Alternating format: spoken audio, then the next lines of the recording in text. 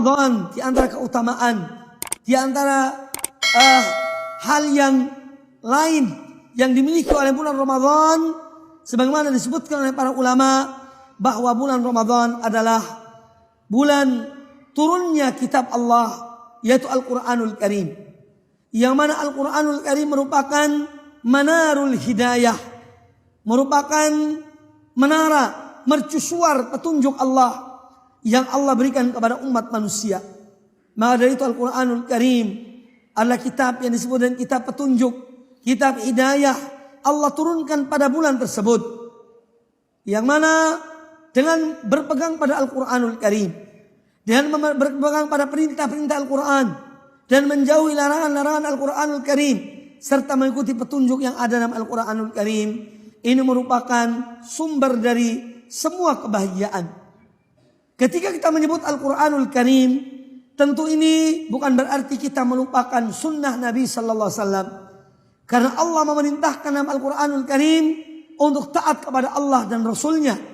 Oleh karena itu apabila disebut tentang Al-Quranul Karim, maka otomatis perintah untuk berpegang teguh kepada sunnah Nabi Sallallahu Alaihi Wasallam.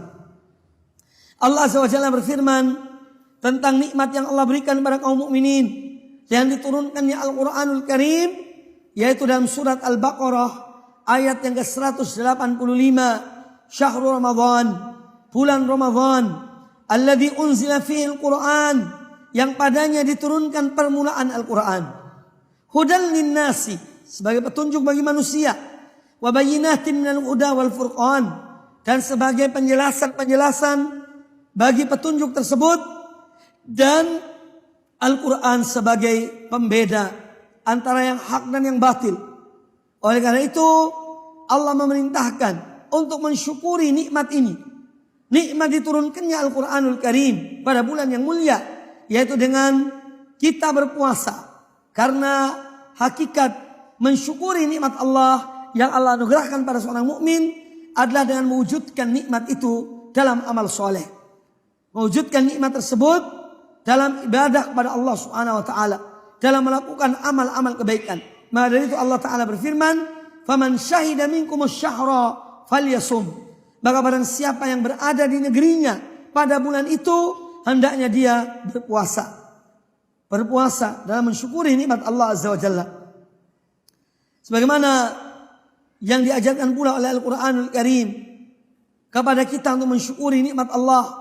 Mensyukuri nikmat Allah itu yang pertama dengan seorang mengakui bahwa nikmat itu datangnya dari Allah Azza wa Jalla. Dia mengakui dengan hatinya, al-iqrar bil qalbi. Dia mengakui dengan hatinya bahwa semua nikmat-nikmat itu adalah datangnya dari Allah Subhanahu wa taala. Ma bikum min ni'matin faminallah. Nikmat apa saja yang ada pada kalian, maka itu datangnya dari Allah Subhanahu wa taala. Seorang yang mengetahui sumber nikmat itu, maka dia akan mensyukuri sumber nikmat tersebut itu Allah Subhanahu wa taala.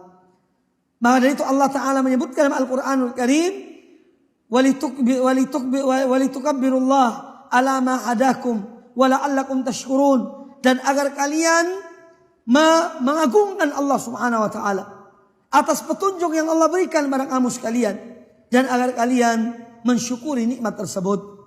Jadi tujuan dari ibadah puasa atau hikmah dari ibadah puasa yang Allah perintahkan pada kita di bulan Ramadan adalah untuk menjadikan kita sebagai hamba-hamba Allah yang mensyukuri nikmat Allah Subhanahu wa taala.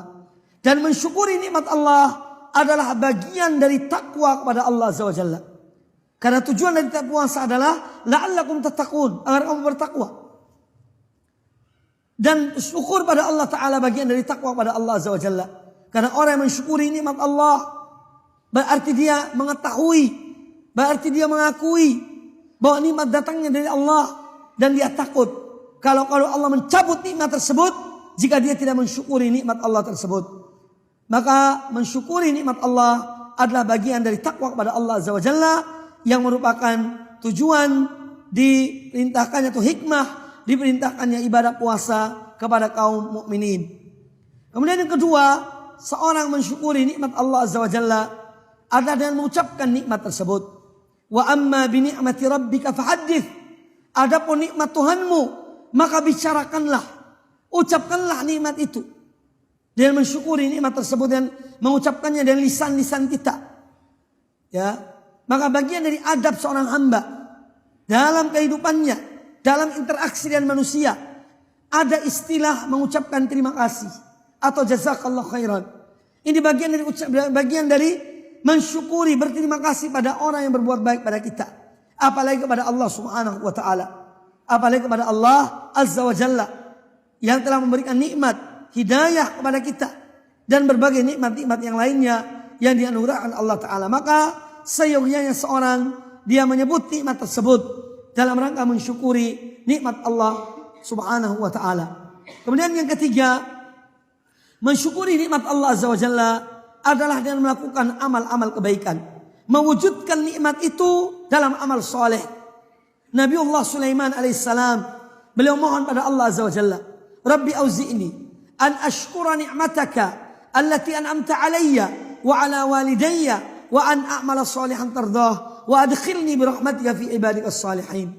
Beliau minta pada Allah supaya Allah memberikan kekuatan kepada beliau untuk mensyukuri nikmat Allah yang Allah berikan kepadanya dan kepada kedua orang tuanya, dan agar Allah memberikan taufik kepadanya dengan rahmatnya untuk dapat mewujudkan amal soleh dan menjadikannya termasuk hamba-hamba Allah yang soleh. Seorang tidak akan menjadi hamba yang soleh kalau dia tidak mensyukuri nikmat Allah Subhanahu wa taala.